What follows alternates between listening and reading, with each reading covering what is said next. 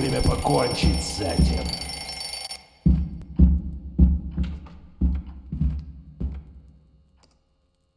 Не надо, пожалуйста.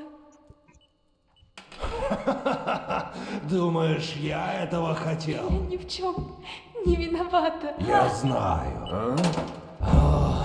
Ах ты подлец!